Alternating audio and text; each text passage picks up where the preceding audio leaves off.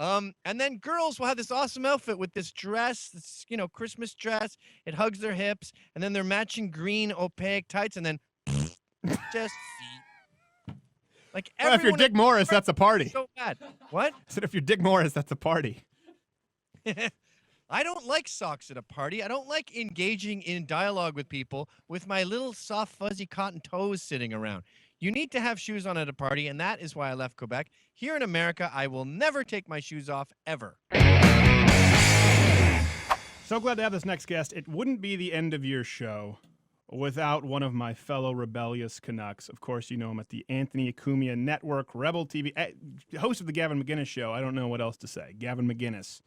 That's the man who I'm talking about. Gavin, thank you for being here. I'm happy to be here, Stephen Grouder. What is that an attempt at a joke? Why can't you do a hard C on McInnes? Gavin McInnes, not McGinnis. Did I say McGinnis? Yes, you did. And Siri even says McGinnis.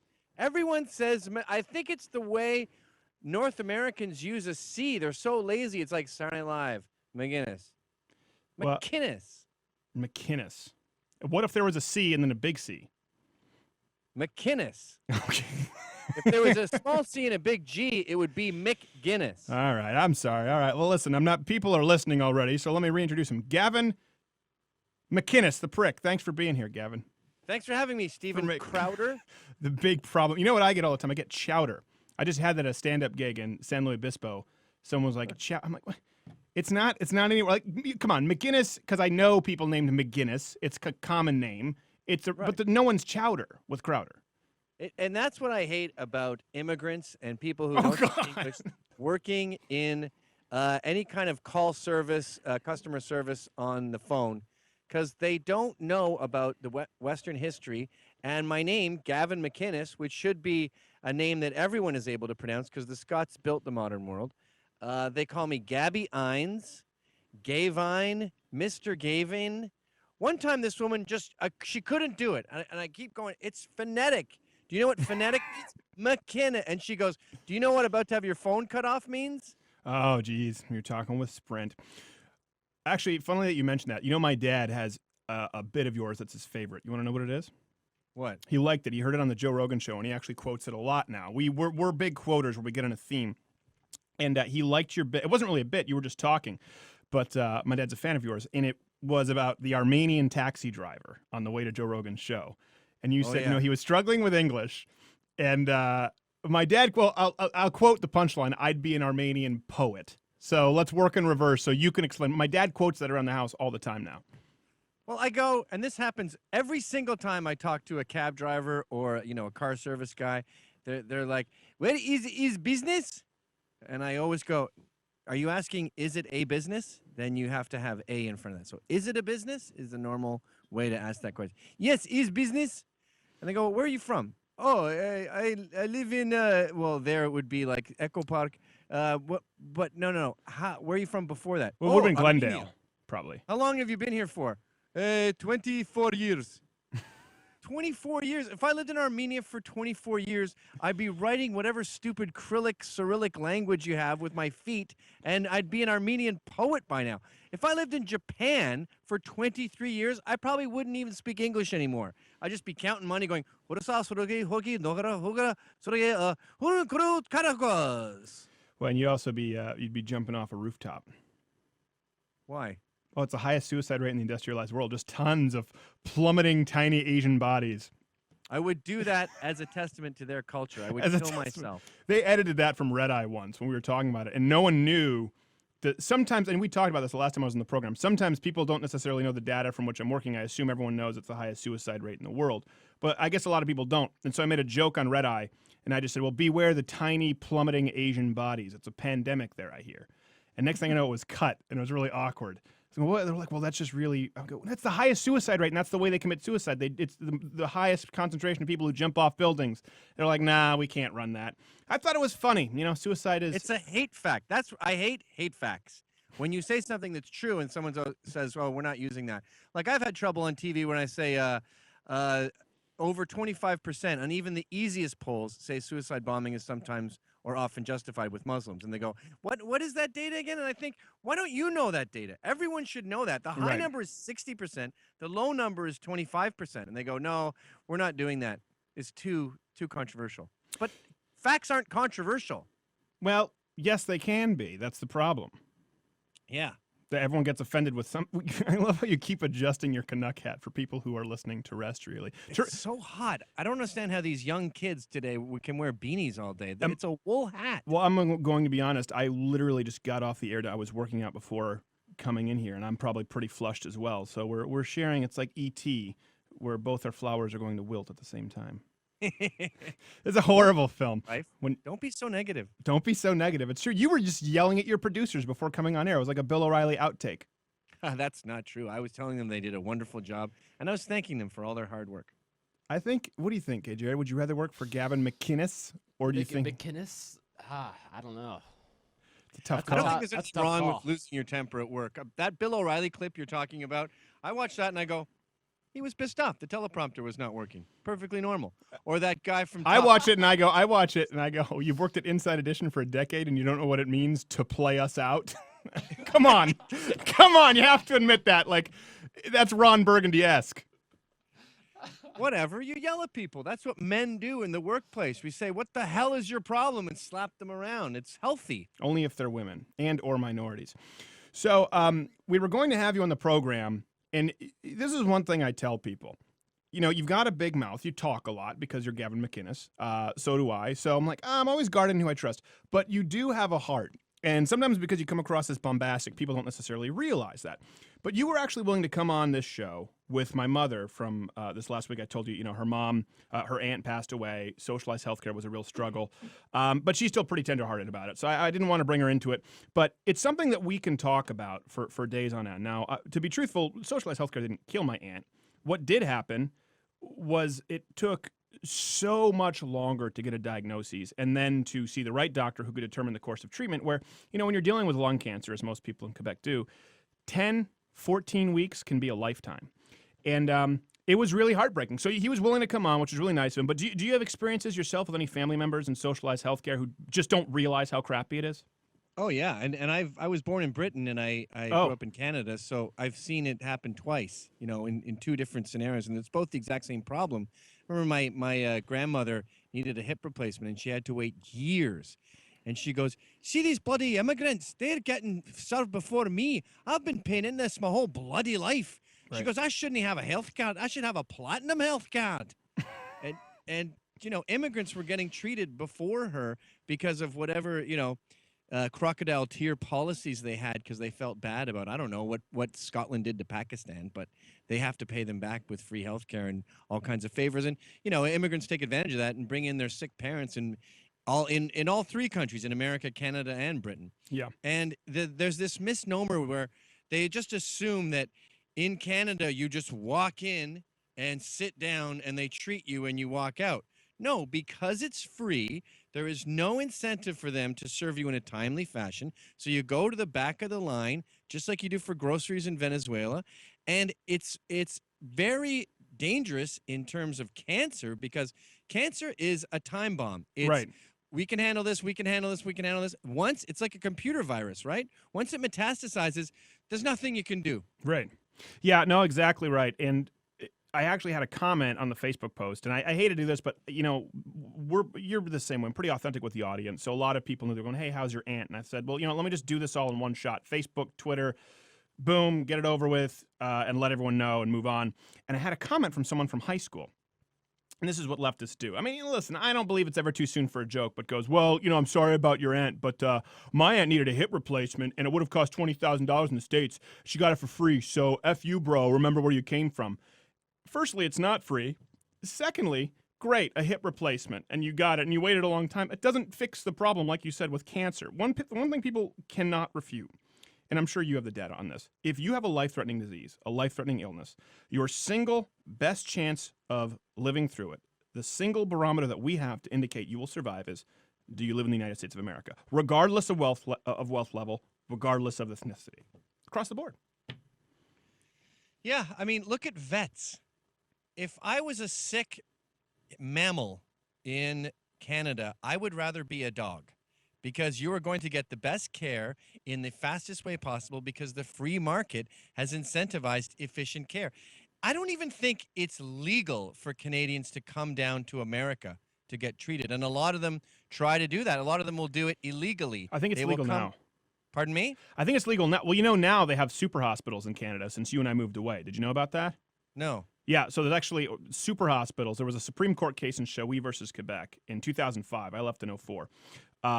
And was it? No, it wasn't 2004. I actually left, I guess, after the case, but I didn't know about it because I hadn't built the hospital yet. So in the West Island of Montreal, it's called a super hospital, or as we know them here in the States, a hospital, where you can actually just pay for healthcare. But there's really? Yeah. Wow. But you have to pay an annual membership, and I don't know what the numbers are. It's very expensive, like a $900 annual fee, and then a fee basically kind of like a concierge doctor. So who can afford it? I mean, you think about the tax burden and the cost of living in a place like Montreal. Not many people can afford that kind of care, especially since they're already paying for the socialized care out of pocket. $900 a year? Well, before you even see anyone, just as a one-time membership. It's something high like that. Nothing. I pay that for my family plan once a Well, month. no, it's a lot in addition to socialized healthcare. And then if you see a doctor, it's $150 or whatever treatment. So you're still paying for everything else, but you have to pay a one-time fee to be a part of this super hospital with a 52% tax rate if you're making $60,000 a year or whatever it is. So not a lot of people can afford it. But yeah, it was actually it was ruled a violation of human rights, Gavin. Not civil rights, human rights, because Shawi was serving people in Quebec privately who were going to die, and he was helping them. And when he was put out of business, the court said, actually, it's a violation of human rights to tell people you have to go in line and die if they're willing to pay for healthcare. So that's a monumental shift since you and I left. It is stunning. And it's if there's one place the free market will help, it's when your life is at stake. I don't even think there should be an FDA. I think all drugs should be experimental. Maybe you get a little sticker on it if it's passed some sort of test. But when drugs work, they become popular. You know what's happening with my peers is they have all this incredible health care and they're refusing it because they've been brainwashed into thinking that it's not as simple as radiation, chemotherapy. Blast that bastard. The only way you can kill cancer is to nuke it. But I grew up punk rock, and all my sort of idols and now friends are dying because they've been brainwashed into thinking that the free market and the government, or not the government, but the hospitals, the oncologists don't know what they're doing. And you had Ari Up from the Slits, right? She refused to get a mastectomy and said, I'll handle it. I'll go to Jamaica and smoke some herbs, man. She changed her mind at the last second. Too late. It had metastasized. She's dead. Oh, God. Polystyrene from X-Ray Specs. Exact same story. I'm too punk to get treatment. Oh, no, it's all a lie. Big business wants to shut you down. It's corporate. It's all corporate now. You can just use creams. No, you can't. She's dead. Is that their mantra? You could just use creams. Yeah, Penny Rimbaud, a friend of mine who started Crass. He had some sort of cancerous thing in his jaw. He was using cream on it, and they're holding crystals and stuff. It's all this hippie shit. Cream will work, Penny. Mate. You got to just get some cream on it. I implored Penny. I go, stop it with the Asian medicine. These guys think that like a bear's gallbladder is going to give you X-ray vision. Stop. They have 3,000 years of terrible ideas. It's exactly true. I go, well, hold on a second. Have you ever been to China? They're literally like the Chinese who come into Hong Kong, right? Because I don't consider them Chinese in Hong Kong. They hold their children above the trash can to go to the bathroom. They're rednecks in China. People don't think there are rednecks anywhere outside Totally, of the United but even States. the mainstream culture has like a tiger's eyelash is going to make you live longer, make you more virile because it's a tiger, and a tiger goes, we have to go to break. I think he's confusing China with Hocus Pocus, but the actual film, they did use a tiger's eyelash to cast that spell. Gavin McInnes. After this, stay tuned. We are back with host of the Gavin McInnes Show over at the Anthony Cumia Network. Is it Anthony Cumia Network, or what's the website? That's the network, and it's on anthonycumia.com. Anthonycumia.com. And they make They make much more money than we do because they have you people paying. The Crowder heads aren't willing to pay for their content. How dare you? Glad to have you here. It's funny you were talking about that before we go. Firstly, I want to move on right after this because you run the risk of people saying that you're simply anti-immigrant.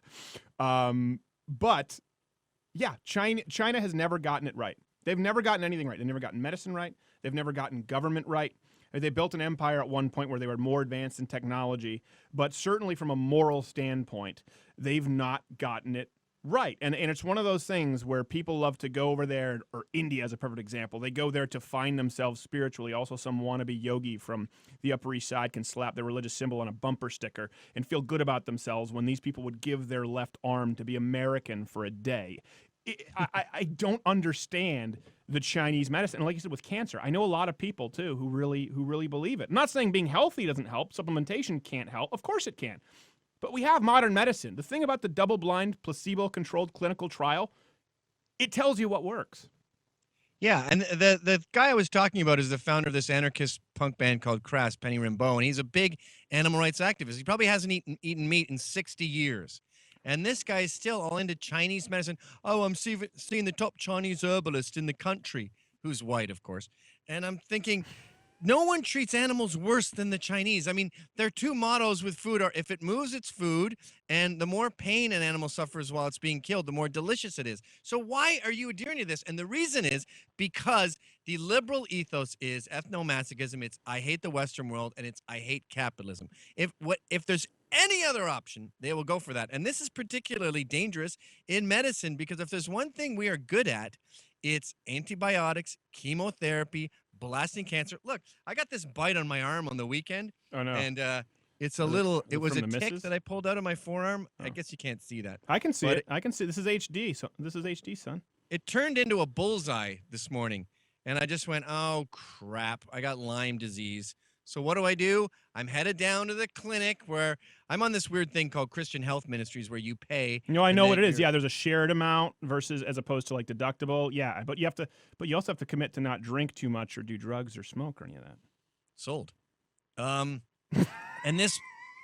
this bullseye, I've had Lyme disease a Dear million God, I hope times. they're not Just go watching. and take antibiotics. But speaking of, and I keep bringing up these far lefty type of punk rockers because they have the same sort of mental disorder that all liberals have. It's just exaggerated. And you got Kathleen Hanna from Bikini Kill and La Tigra. She had Lyme disease, and I believe she just had some sort of like cool punk doctor deal with it. And if you don't get Lyme disease that day and you let it go, say, a year, it becomes in the same zone as multiple sclerosis. Like every few months, you are virtually paralyzed. And that's what happened to her. This is what keeps happening to these people that think capitalism and big business are evil. And I've got a better idea. Screw you. I'm going to use creams. Well, what's so funny is actually really far the other way, they sort of come back and meet. So to give you an example, my family doctor, who we visit in Texas, he's just a general practitioner. He's just a family doctor. He doesn't deal in insurance at all. At all. $50, you see him. My brother actually had minor surgery performed by him on his ear, I think for about $250. So in and out, no insurance, like $300. What he had was, it's pretty common for a sebaceous cyst to have a problem there and they have to operate. That's why pirates actually got ear piercings. Did you know that? They believed there were health benefits and they happened to get it right. They didn't actually know. Anyway, were you going to say something? Surfer's ear. Surfers get that. A growth just grows that seals the ear, and it's this major operation to get it out. Well, I don't know what it was. Something like. Anyways, my brother had it for not much money, but one of my family members actually, and I had not high cholesterol. I had high overall cholesterol, but my ratios were great. So this is a doctor who's totally Western medicine. He can prescribe anything, but he goes, well, you know what? Let's do this. Let's get you on these fatty acids, this fish oil. And with my mom, who had some higher cholesterol, he got her on some supplementation. He goes, we're going to come back and do the blood work. It was better than if they went on any kind of a prescription medication. He said, okay, great. This is great. So here's your diet now. Eat oatmeal. You're fine eating eggs. Lower down the refined sugars. And your cholesterol looks great. Kept checking up on her. Didn't prescribe her because he doesn't have someone coming in, pushing an insurance company. Doesn't have some pharmaceutical rep coming in. Now, that's exactly what these Eastern medicine fans should like. But they support the Affordable Care Act, which is what? One big kickback to big insurance companies. They don't understand that the concierge doctor, the cash-only doctor, the no insurance, was what we had forever until recently, and the modern pharmaceutical complex is a byproduct of big leftist government. Well, half these doctors don't even know what they're charging. I've asked, because Yeah, I've done... Before I had kids, I did cash all the time and wouldn't even have health care. And I'd ask doctors how much this is costing, and they go, I don't know. And I go, could you give me a ballpark? Is it $200 or $2,000? And they go, I have no idea. Right. Well, a good example, too. MRIs. I had to have MRIs done all the way down my spine from these wrestling injuries. Jesus. And it was... Has it occurred to you you're a hypochondriac? You have had more medical testing than a 90-year-old woman. Well, what happened is actually in New York, I actually have 2 ruptured discs and some pretty pretty serious problems with the back. So, but no, I just check up. He's like, oh, your cholesterol's a little high. You know, he always just tries to keep you healthy as opposed to correct the real problem. But I did have some wrestling injuries, and we're probably looking at some surgery soon. You're distracting me from the point, Gavin. Sorry. You and your suspenders and your pants. I don't know why you're wearing pants for this interview. You should be. I'm not wearing pants. These yes, are connected to my underwear. That's not fair, and that's not true. Look, I'll. Can we see this on the camera there, Jared? Can we see no pants? Let's see Gavin. So you want me to prove what I'm wearing? Yeah, because I saw you wearing pants earlier. You're pulling them down right now. You actually go tiny whities. For those listening terrestrially, He's Walter White in this He's bad Walter boy. Whiting. Oh my gosh! Here, hold on. Stay there. Let's get this as a screenshot, Jared. There we go. That's the screenshot. Okay, perfect. No.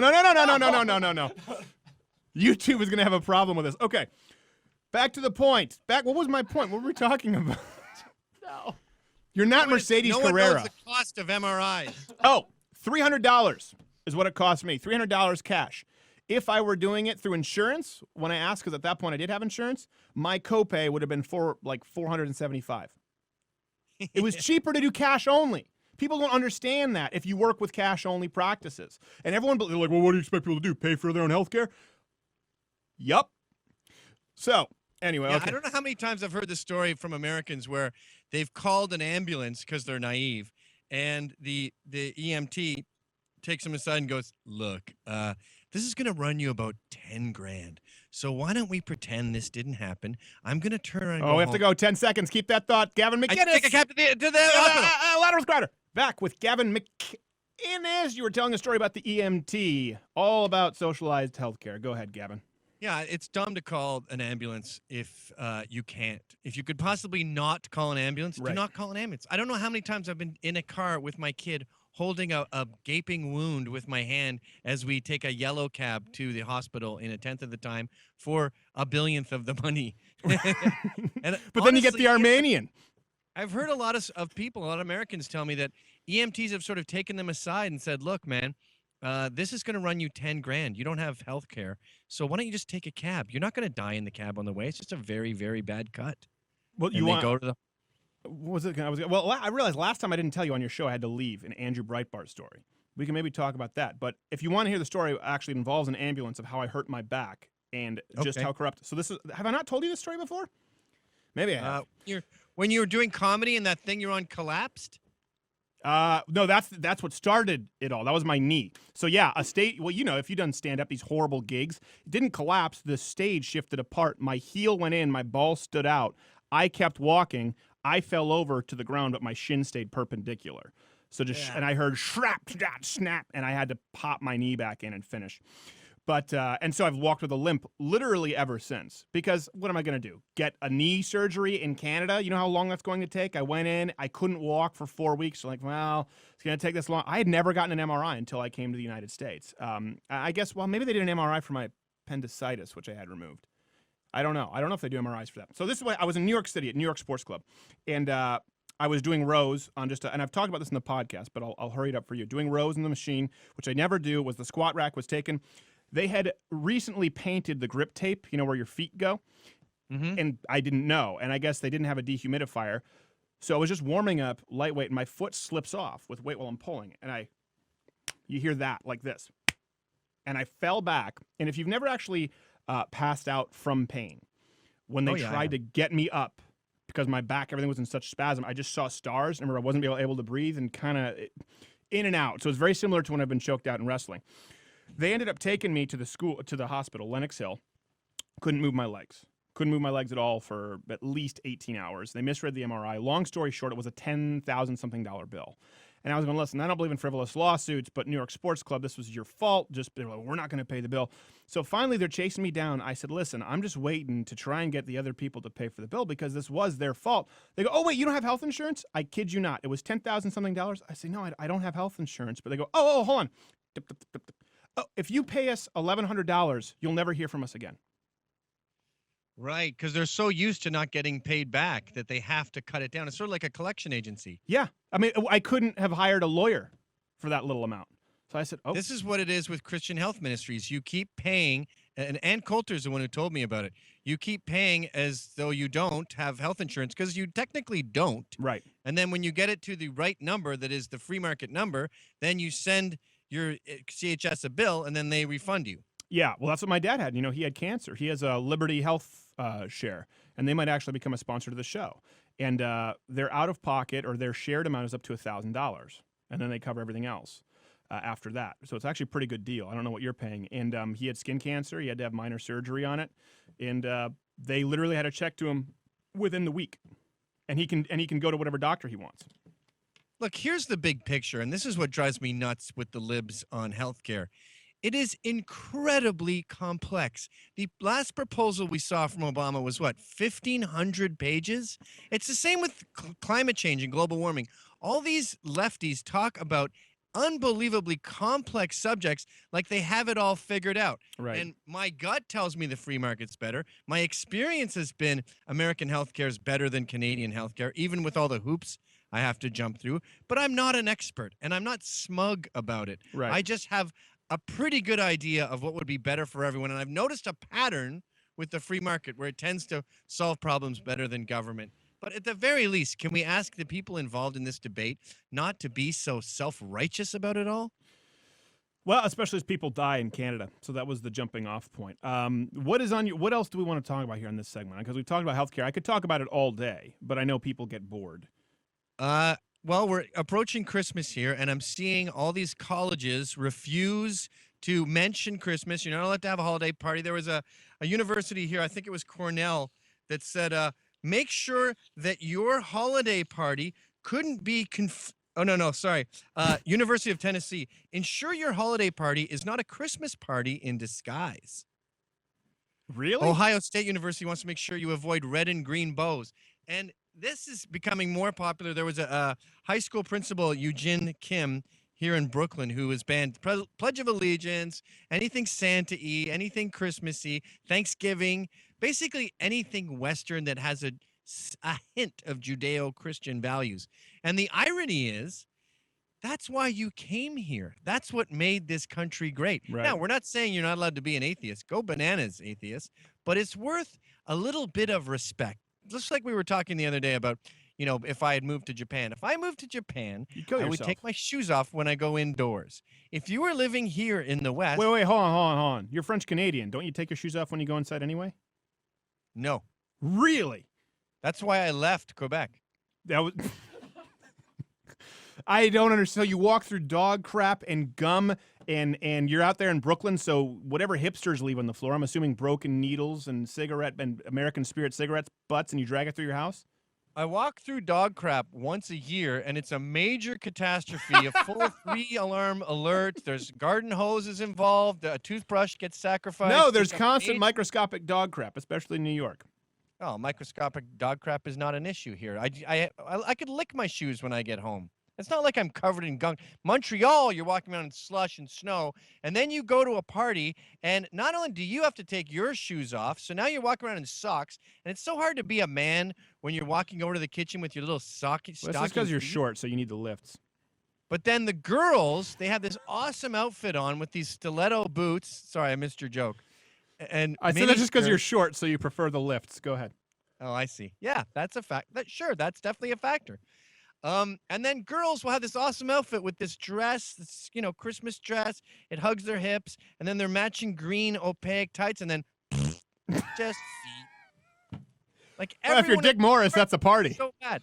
What? I said if you're Dick Morris, that's a party. I don't like socks at a party. I don't like engaging in dialogue with people with my little soft, fuzzy cotton toes sitting around. You need to have shoes on at a party, and that is why I left Quebec. Here in America, I will never take my shoes off, ever. But you would in Japan. I would in Japan. And I'll tell you, being married to Indians, my wife is always barefoot in the house. And all the kids, the second they get home, they take off their shoes and their socks. I'm like, what is it with you Indians and being barefoot all the time? Now, when we say Indians, do we mean forehead Indians or do we mean red man Indians? Feather, not dot. Feather, not dot. Okay. Yeah. I was reading an interview with this American Indian who was on a volleyball team, and she's famous now, and she's making money. And she goes, do you ever miss home? She goes, yeah, I miss the res. I miss being barefoot and wearing sweatpants and feeling the dirt on my toes. And I'm like, Even some stranger in another tribe miles away, the first thing they go to is barefoot. People, in the West, if it's not snowing out, you need your shoes on at all times. If you're at home, you're going to be stepping on your children's Cheerios. There's going to be other things on the ground. You're going to stub your toe. So your concern is Cheerios on your feet, not dog feces on your carpet. That's where we part ways. No, your problem is you're assuming there's rampant dog feces everywhere. Yes. Dog feces is like stepping on a dog. It's a huge deal. And No, it's very not. rare. It's all over the place in New York. There's all kinds of crap, and it's everywhere. It's a filth bin. The only way you can make dog crap appear on my shoe is to say it's microscopic, which means it's a microaggression, and I can't disprove it. It's too tiny. But as far as chunks go, go right away, and it reeks up the whole room. There you go. Gavin McInnes does not believe in germ theory. And he hates what, Indians, Native Americans? Is your wife completely hairless? Did she get that part of the She is. Indians are low on body hair. I will say that. Yes, we're getting a little personal. What are you? You are the most forthcoming person I've ever known. You will talk about benders that About me, about my life. I'll stand up nude right now and do a hula dance for you. Well, we might want to do that sometime. But it is true. The one Native Americans I knew in, well, I guess I don't know if they were Inuit in Canada. No body hair, zero, none. No one believed them, and I don't know if that was across the board. And that was almost just. They're very Asian that way. It's hard to tell them apart. Both have the same eyes too. Yeah, it's hard to tell them apart. If you talk like Mayan, Indian, Native American, like they can be interchangeable. Well, I've always said you're not an American Indian if people don't ask you whether you're Asian or Mexican. Because there's so many of these white guys with blonde hair getting checks up in Canada because they're 1/1000th Mohawk. It's such a scam. You have to be a quarter or nothing. Well, you know what's funny about that is it's proof that there was no mass genocide. Most of it occurred through integration. There was constant intermarrying. They were encouraged to take the Native Americans, convert them to Christianity, bring them into the European way of life, and some of them didn't want to. So the idea that we came in and deliberately wiped them out, well, then how is Johnny Depp 1/18th Comanche or whatever it is? That doesn't happen. Look, I've been making Indians from scratch since 2008. I can't recommend it enough. All right, listen, Gavin McInnes, I'll talk with you, hold on, after we leave you off air. Where can people best find you, brother? AnthonyCumia.com. My Twitter is Gavin_McInnes. That's where Put on the hat before we announce go. all my latest projects. Put on the and hat. StreetCarnage.com. Put on the hat before we go so people can end on a positive note. How many seconds do we have there, Not Gay Jared? 10. All right, Gavin McInnes, if you don't... I like you more than a friend. I like you more than a friend. We will be back. Louder with Crowder. Stay tuned. If you like this video, subscribe by clicking my face, the button above, or watch one of these other videos. If you don't, you are no doubt... You know what? Listen, I know who you are. Your parents call me. They don't even like you. You were a mistake. They don't even want you. But they said they might feel differently if you subscribe. These are their rules, not... I don't make them. I just call them.